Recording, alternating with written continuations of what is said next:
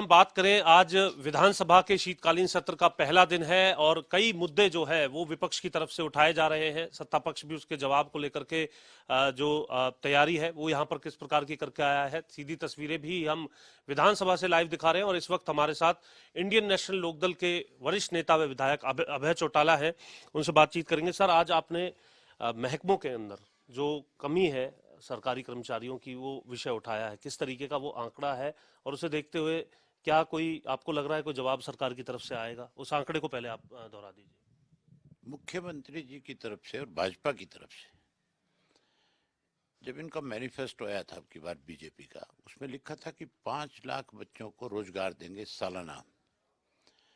हमारे हरियाणा प्रदेश में total post जो है गवर्नमेंट की वो 4.5 लाख के करीब है, कोई थोड़ा बहुत ऊपर नीचे हो सकती है।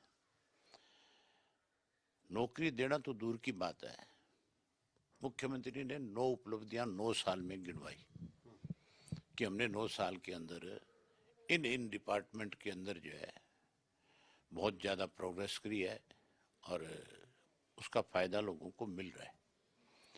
आज मैंने मुख्यमंत्री के सामने ये बात स्पष्ट करी भी, जो आपने 9 चीज बताई थी उन 9 की उपलब्धियां बताई जहां आपने, वहां आपको ये भी बताना चाहिए था कि इन 9 डिपार्टमेंट के अंदर सरकार की हालत कैसी है।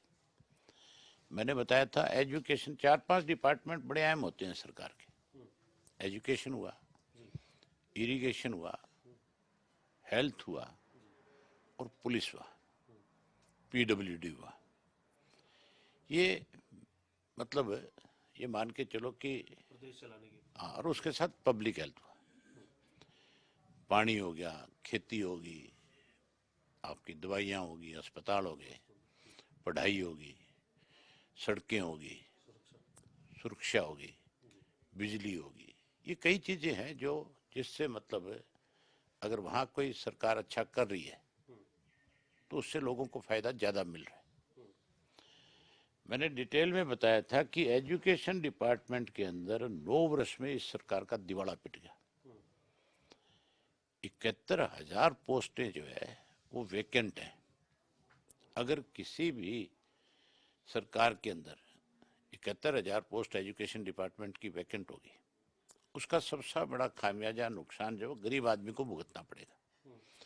जो लेबर क्लास है, जो मजदूरी करने वाले लोग हैं, जो लैंडलेस लोग हैं, जो अपना छोटा मोटा कारोबार करके कहीं अपनी पूरे दिन में अपने बच्चों का पेट बड़ी मुश्किल से निकालते कुल हैं। संख्या कितनी होनी चाहिए सर? 71,000 टीचर मतलब कम है। अगर वो कम है तो उसका नुकसान सबसे बड़ा गरीब आदमी को ही है, क्योंकि प्राइवेट गवर्नमेंट स्कूल जो है उसके टीचर कम नहीं है, प्राइवेट में तो कम नहीं है। हमारे यहाँ स्कूल तो टोटल पता है कितने हैं? 11,000 और टीचरों की कमी है 71,000। तो फिर स्कूल चलेगा कैसे? कैसे बच्चे पढ़ेंगे? 14,000 के करीब प्राइवेट स्कूल है हरियाणा के अंदर। जो मीडियम क्लास के लोग हैं, अपर क्लास के लोग हैं, वो तो अपने बच्चों को एजुकेशन प्राइवेट स्कूल में जा करके दिलवा सकते हैं, लेकिन सरकारी स्कूल में तो गरीब आदमी का बच्चा जाएगा। और आप दावे करते हो कि हमने सरकारी स्कूलों का सुधार किया। सुधार कहाँ किया? आपने तो खत्म कर दिया। मैंने ये बात मुख्यमंत्री के सामने रखी। वहीं एजुकेशन मिनिस्टर बैठा था, जो बाकी किसी ने सवाल किया तो एजुकेशन मिनिस्टर ने खड़े होकर के उसका रिप्लाई दिया था। मेरे सवाल का रिप्लाई नहीं था। और मुझे लगता भी नहीं है कि जिस दिन मुख्यमंत्री अपनी बात इसको हाउस को जब एड्रेस करेगा तो मेरी किसी बात का जवाब दे पाएगा, किसी का भी नहीं दे पाएगा, एक का भी। वहीं एजुकेशन के साथ साथ जो है मैंने रखा उनके सामने पुलिस डिपार्टमेंट का मामला। लॉ एंड ऑर्डर अगर अच्छा होता है तभी जा करके आपके इंडस्ट्री आती है, तभी आपके कॉमर्शियल आता है, तभी लोगों का विश्वास बढ़ता है कि स्टेट के अंदर लॉ एंड ऑर्डर की स्थिति बहुत ठीक है। वहाँ कोई भी चीज, कोई काम करने में हिचकिचाएगा नहीं। हमारे यहाँ पे पुलिस डिपार्टमेंट के अंदर जो है कुल पोस्टें हैं 77,619 की लगभग है। उसमें से 21,628 पोस्ट जो है आज वैकेंट है। उसके अलावा हजारों पुलिस के कर्मचारी ऐसे हैं जो लोगों की सुरक्षा में लगा रखे। मैंने उस पर भी एक नोटिस दिया था, पूछा था। और आपने ये भी कहा कि कुछ ऐसे लोग हैं जो लॉ एंड ऑर्डर खराब करने वाले हैं, लेकिन उनको सुरक्षा दे रखी है, इस तरीके की कोई बात भी सुनने वाली बात है ये। मैंने जब उसमें ये पूछा था भी आपने किन किन लोगों को सुरक्षा दे रखी है, तो बहुत लंबी चौड़ी लिस्ट आई थी मेरे सामने। हजारों कर्मचारी, 5,000 के करीब पुलिस के कर्मचारी है जो लोगों की सिक्योरिटी में ड्यूटी कर रहे हैं, और उनके अंदर ऐसे बहुत सारे नाम हैं जो भ्रष्टाचार बढ़ाने वालों को, जो अपराध को बढ़ावा देने वाले, उन लोगों को सुरक्षा इन्होंने प्रदान कर रखी है। नशे को बढ़ावा देने वाले लोगों को उदाहरण कुछ देना चाहेंगे सर, नाम बताना चाहेंगे आप, ताकि तथ्य कितने नाम पूछने चाहोगे? मैंने उसमें पूछा था भी आप ये बताओ इनको जिनको सुरक्षा दे रखी है उसका कारण क्या है। होम मिनिस्टर ने जवाब दिया था कि इन सबको थ्रेट है। मैंने कहा थ्रेट है तो आप ये बताओ कि किन लोगों की तरफ से थ्रेट है, और आपने जिन लोगों ने इनको थ्रेट दिया उनके खिलाफ किसी एक के खिलाफ भी कार्रवाई करी है? मेरी बात का जवाब नहीं था। वो पहले इस बात का जवाब दे दे, मैं उसके बाद जो अपराध किस्म के कामों के साथ जुड़े हुए लोग हैं जिनको इन्होंने सिक्योरिटी प्रदान कर रखी है उनका नाम दे दूंगा।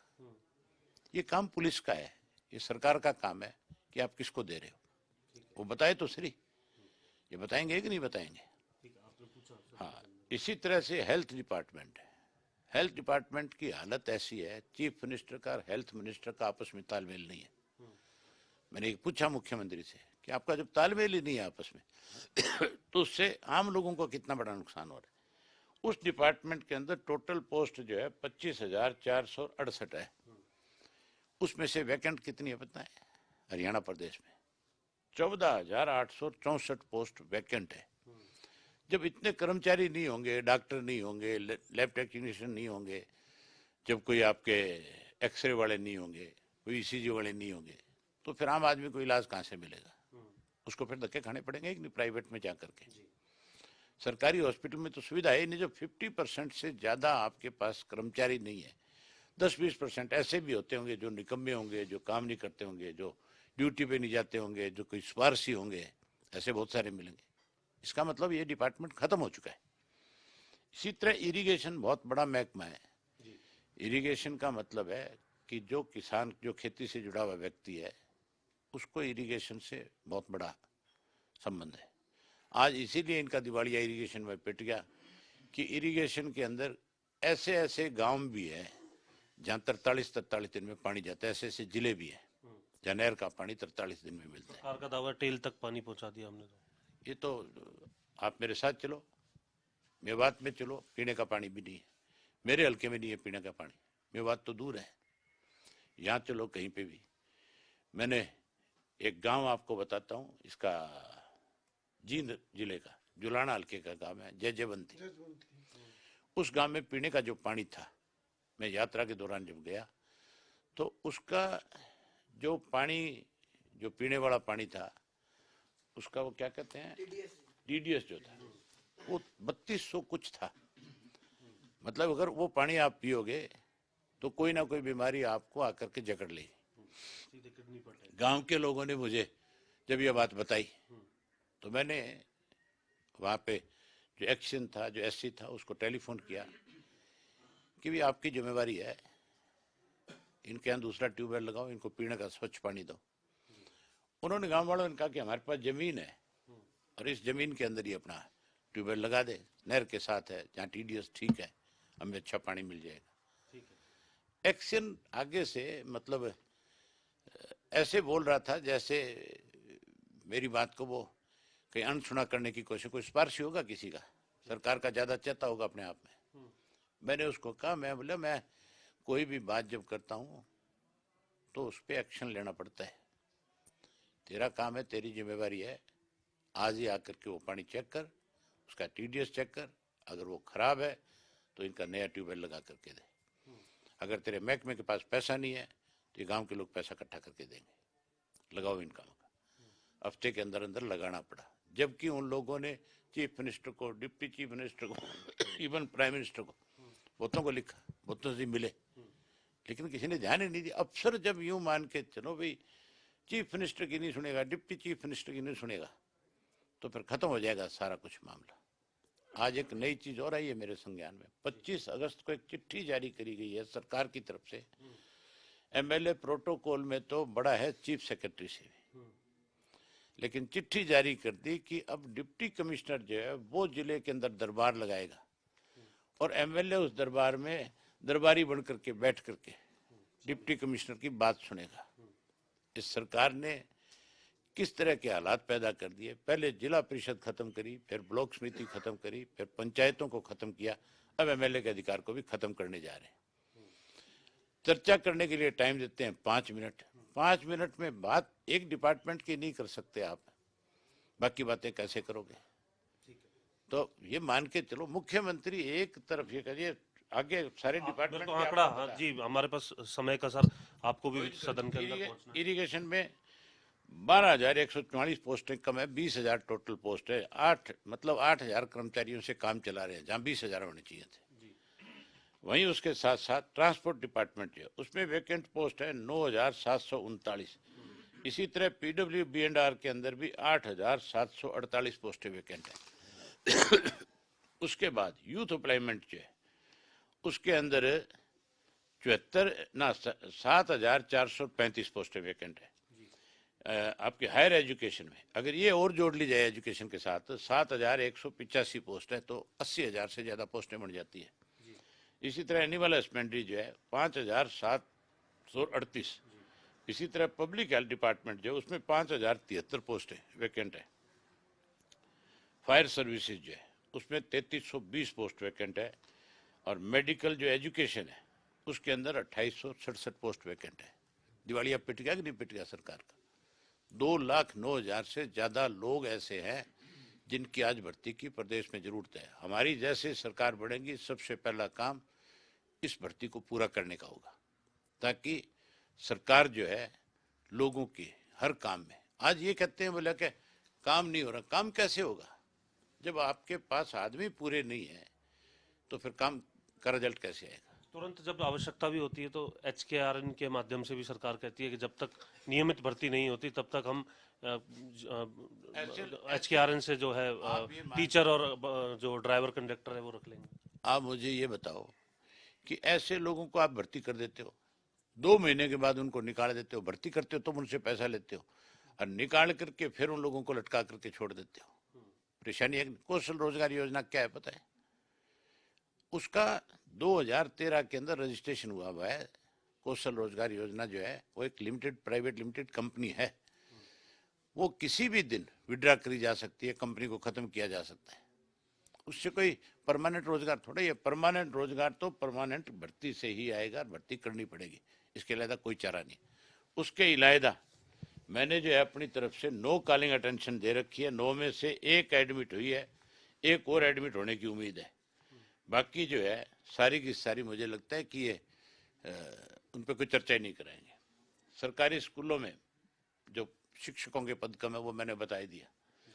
नगर निकाय में प्रॉपर्टी आईडी की बहुत बड़ी खामियां हैं। 95% प्रॉपर्टी आईडी में खामियां हैं, ये बात सामने आई हुई है। इसमें 57 करोड़ कुछ रुपए का भुगतान खामियां आने के बाद भी कर दिया गया। याशी कंपनी की जो बात, याशी कंपनी का उसको दे दिया गया है। उसके बाद प्रदेश में बेरोजगारी है, बुढ़ापा पेंशन है, यमुनानगर अम्बाड़ा जिले में जहरीली शराब का मामला है, सरकारी स्कूलों में अपग्रेड करने का मामला है, उत्पीड़न का मामला है, और ये जो खरीद है इसका मामला है। उसके साथ साथ प्रदेश में किसानों को DAP यूरिया खाद नहीं मिलने का बहुत बड़ा इशू है। और SYL जो है हमारी जो जीवन रेखा है, SYL क्योंकि आप बात कर रहे हैं, ऊपर भी कोई चर्चा नहीं। 28 तारीख को मीटिंग हो रही है सर सेंटर के साथ पंजाब हरियाणा की। मीटिंग करने से पहले SYL के ऊपर हमें एक प्रस्ताव लेना चाहिए सरकार की तरफ से। मैं ये बात आज जब जैसे शुरू करूंगा मेरा कॉलिंग अटेंशन पे, मैं 100% इस बात पे चर्चा करूंगा और कहूंगा कि SYL के ऊपर आप प्रस्ताव क्यों नहीं लेकर के आते? पंजाब सरकार अगर अपना स्पेशल सेशन बुला सकती है इसके ऊपर, तो आप चुप क्यों है? आपको भी इसके ऊपर एक प्रस्ताव लेकर के आना चाहिए और उस प्रस्ताव के माध्यम से सेंटर की सरकार को आपको बाकायदा तौर पे हमारी भावनाएं जो है वो भेजनी चाहिए। आजकल लोकसभा का सेशन चल रहा है, यहाँ से प्रस्ताव भेजना चाहिए। और हमारे जो सांसद है, चाहे वो भाजपा के हैं चाहे वो कांग्रेस का है, उन सब की जिम्मेवारी है, वहाँ बैठ करके दांत फाड़ के आ जाते हैं। कोई भी सीरियस मैटर के ऊपर चर्चा नहीं करता। उन सबको एक मुश्त खड़े होकर के एसवाईएल के ऊपर अपना पक्ष रखना चाहिए।